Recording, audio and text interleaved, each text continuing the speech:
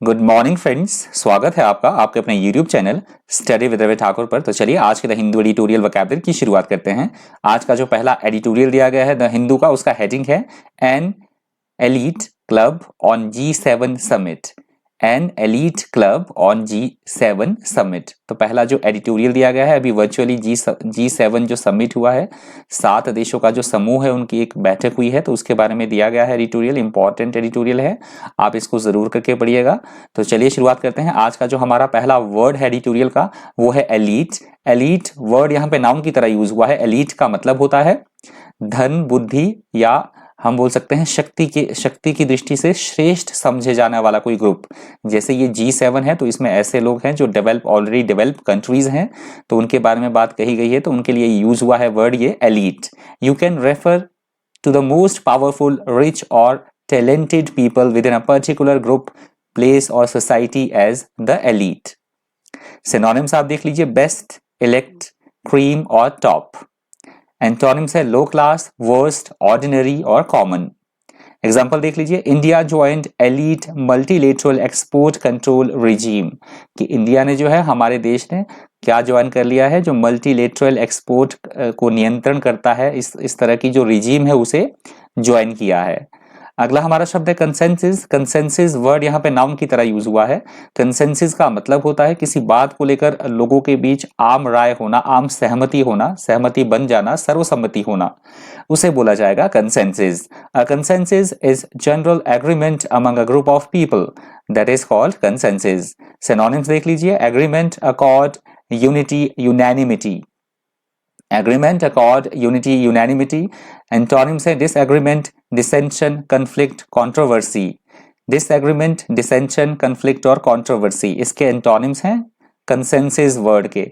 Example देख लीजिए, consensus not conflict is focus of Javadekar's new education policy.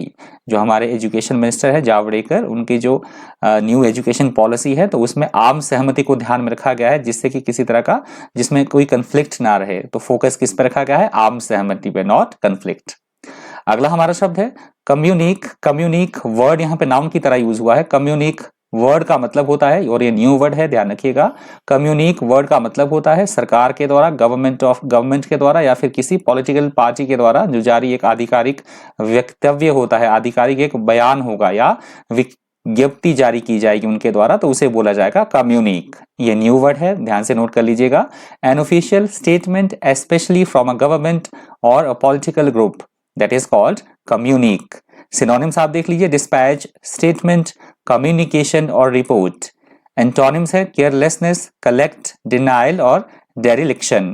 Carelessness, collect, denial और डेरिलिक्शन, इसके antonyms है कम्युनिक वर्ड के।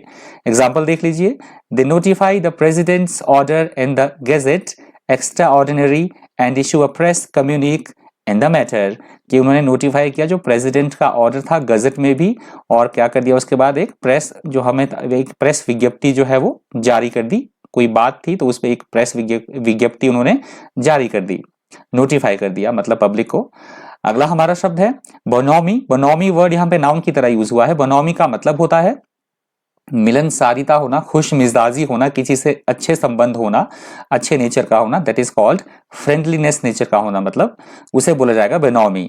बोनोमी इज हैप्पी, गुड नेचर्ड और friendliness, that is called bonhomie. Synonyms आप देख लीजिए, एफेबिलिटी, एमिएबिलिटी, जेनियलिटी और जीनियलिटी। जीनियलिटी और फ्रेंडलीनेस, एफेबिलिटी, एमिएबिलिटी, जीनियलिटी और फ्रेंडलीनेस, इसके सिनोनिम्स हैं। एंटोनिम्स है अग्रो, एनिमोसिटी, बैड ब्लड और hostility. Aggro, animosity, bad blood और हॉस्टिलिटी, इसके एंटोनिम्स हैं बोनोमी वर्ड के। बोनोमी का एग्जांपल देख लीजिए, there was a lot of bonhomie between the two PMs, तो किसी दो कंट्रीज के जो प्रधानमंत्रियों की बात हो रही है, तो उनके बीच जो संबंध की बात हो रही है कि किस तरह से संबंध है उनके बीच, बड़े ही मिलनसारिता भरे संबंध है, खुश मिजाजी भरे संबंध है। अगला हमारा शब्द है पैल्पेबल। पैल्पेबल वर्ड यहाँ पे एडजेक्टिव की तरह यूज हुआ है। पैल्पेबल का मतलब होता है ऐसी कोई बात जो समझने में बिल्कुल एकदम सुस्पष्ट हो, साफ हो, जिसे आसानी से समझा जा सके या साफ तौर पर, उसे बोला जाएगा palpable. You describe something as palpable when it is obvious or intense and easily noticed. That is called palpable. Synonyms देख लीजिए, tangible, evident, obvious और manifest. टेंजिबल, एविडेंट, ऑब्वियस और मैनिफेस्ट। एंटोनिम्स है मिस्टीरियस, इम्पैल्पेबल, फिक्टिशियस और equivocal. Mysterious, इम्पैल्पेबल, fictitious और equivocal इसके antonyms हैं palpable word के। एग्जांपल देख लीजिए, Hyundai launched the Grand i10 Neos at a time when there is a palpable gloom in the market। कि Hyundai जो एक कंपनी है, कार निर्माता एक कंपनी है, Hyundai ने अपना जो ब्रांड है, उनकी कार है ग्रांड i10, उस समय बाजार में उतारा, उस समय लॉन्च किया, जबकि बाजार में प्रत्यक्ष तौर पे क्या थी, मंदी थी। अगला हमारा शब्द है एनेक्रोनिस्टिक। एनेक्रोनिस्टिक वर्ड यहाँ पे एडजेक्टिव की तरह यूज हुआ है। एनेक्रोनिस्टिक वर्ड का मतलब होता है ऐसी कोई बात जो एकदम प्रचलन से बाहर हो चुकी हो, पुरानी, बेहद पुरानी होना, ओल्ड फैशन्ड होना या अप्रचलित या पुराने ढंग की कोई चीज होना, that is called anachronistic. You say that something is anachronistic when you think that it is out of date और old fashioned, that is called anachronistic. Synonyms देख लीजिए, ऑब्सोलीट, एनेक्रोनिक, एनेक्रोनिक, outmoded और outdated। obsolete, anachronic, outmoded और outdated इसके synonyms हैं। Antonyms हैं synchronous, contemporary, modern और current। synchronous, contemporary, modern और current इसके एंटोनिम्स हैं anachronistic वर्ड के। एग्जाम्पल देख लीजिए, many of its practices seems anachronistic। जो काफी सारी प्रथाएं हैं वो क्या हो चुकी है, अब प्रचलन से वो बाहर हो गई हैं, बहुत पुरानी हो चुकी हैं, जो काफी सारी प्रैक्टिसेस हैं, प्रथाएं हैं। अगला हमारा शब्द है clamp down. Clamp down word यहाँ पे नाउन की तरह यूज हुआ है। क्लैंप डाउन वर्ड का मतलब होता है किसी भी चीज की रोकथाम करना, नियंत्रण में लाना किसी भी चीज को, या नियंत्रण के लिए कोई कार्रवाई करना या लगाम लगाना किसी चीज के ऊपर, उसे बोला जाएगा clamp down. A clamp down is a sudden restriction on a particular activity by a government और other authority, that is called clamp down. Synonyms आप देख लीजिए, crack down, suppression, repression, restriction. Antonyms है ऐड, हेल्प, सपोर्ट और abate इसके antonyms है clamp down word के। Example देख लीजिए, a clamp down on tax evasion, कि जो टैक्स की चोरी करते हैं उनके ऊपर लगाम लगनी चाहिए, रोकथाम होनी चाहिए उसकी, जो टैक्स की मतलब टैक्स का जो चोरी होती है, इवेजन का मतलब चोरी करना या बचना टैक्स से। अगला हमारा जो एडिटोरियल है वो स्पोर्ट्स मोटिवेटेड है, ये भी इंपॉर्टेंट एडिटोरियल है, इसका हेडिंग आप देख ही रहे हैं, numero UNO on Djokovic win at French open. तो फ्रेंच ओपन जो है वो ये खिलाड़ी हैं जोकोविक, इन्होंने जीत लिया है, तो इनके बारे में दिया गया है पूरा एडिटोरियल, स्पोर्ट्स मोटिवेटेड है, आप जरूर करके ये भी पढ़िएगा। इसका जो पहला वर्ड है दूसरे एडिटोरियल का वो है स्ट्राइड। स्ट्राइड यहाँ पे नाउन की तरह यूज हुआ है। स्ट्राइड का मतलब होता है प्रोग्रेस करना, प्रगति करना या तरक्की करना, या हम बोल सकते हैं यदि हम लंबे लंबे स्टेप्स लेते हैं चलते समय तो उस प्रक्रिया को भी बोला जाएगा STRIDE. If you make strides in something that you are doing, you make rapid progress in it. That is called stride. Synonyms आप देख लीजिए, pace, step, progress. Antonyms है drag, hobble और melt. एग्जाम्पल है, the country has made enormous strides politically but not economically, कि जो देश ने है बहुत सारी प्रगति की है, किसमें, राजनीति के क्षेत्र में तो बहुत ज्यादा प्रगति कर ली, परंतु इकोनॉमिकली नहीं की, मतलब अर्थव्यवस्था वैसे की वैसी ही है, इकोनॉमिकली अभी भी देश वहां का वही है, परंतु जो पॉलिटिकली है बहुत ज्यादा प्रगति कर ली है, तरक्की कर ली है। अगला हमारा शब्द है अल्योर। अल्योर वर्ड यहाँ पे वर्ब की तरह यूज हुआ है। अल्योर का मतलब होता है किसी में दूसरों को आकर्षण करने की क्षमता होना, लुभावना कोई चीज होना, मोहित करने वाली कोई चीज होना, या किसी में इस तरह के कोई गुण होना, उसे बोला जाएगा अल्योर।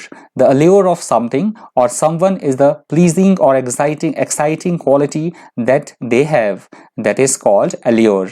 सिनोनिम्स आप देख लीजिए, चार्म, अट्रैक्ट, अपील और अट्रैक्शन। चार्म, अट्रैक्ट, अपील और अट्रैक्शन इसके सिनोनिम्स हैं। एंटोनिम्स है रिपील, डिसवेड, डेटर और बोर्डम।